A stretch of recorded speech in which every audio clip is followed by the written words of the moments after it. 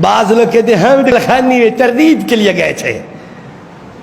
ایک شیخ صاحب سے بات ہوئی, حضرت آپ کلخانی میں کیوں تشریف لے گئے؟ میں تو نکیر کے لیے گیا تھا, میں نے تو تردید کی ہے وہاں جا کے.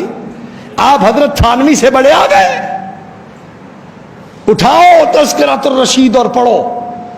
حضرت تھانوی رحمت اللہ علیہ نے خط لکھا قطب الارشاد حضرت گنگوئی کو رحمت اللہ علیہ, اور فرمانے لگے حضرت کہ میں جاتا ہوں محفل میلاد میں, اور اس لیے جاتا ہوں کہ وہاں غلط عقائد کی تردید کروں, صحیح عقائد کا بیان کروں, عقائد باطلہ کا بدعت ہونا میں واضح کر کے بتاؤں, صحیح افکار کو اجاگر کروں, اس لیے جاتا ہوں. اور میرے جانے سے ہزاروں آدمی ٹھیک ہو چکے ہیں.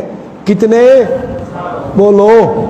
1 2 4 5 7 کی بات نہیں, ہزاروں.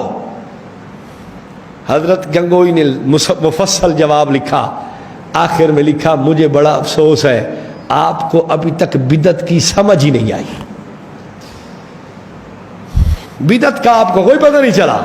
کاش کہ آپ اضاء الحق کے سری پڑھتے, کاش کہ براہین قاطعہ کا مطالعہ کرتے. اس کے مصنف نے کوئی کمی نہیں چھوڑی بات کے سمجھانے میں. یہ وہ براہین قاطعہ ہے. پھر حضرت تھانوی سوالات کرتے رہے.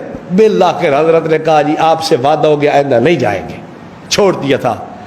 اور حضرت تھانوی بدعت کی مجلس میں جا کے تردید کرے, حضرت گنگوئی اسے اجازت نہیں دے سکے اور کہا کہ نہیں جانا, تجھے بدعت کی سمجھ ہی نہیں لگی.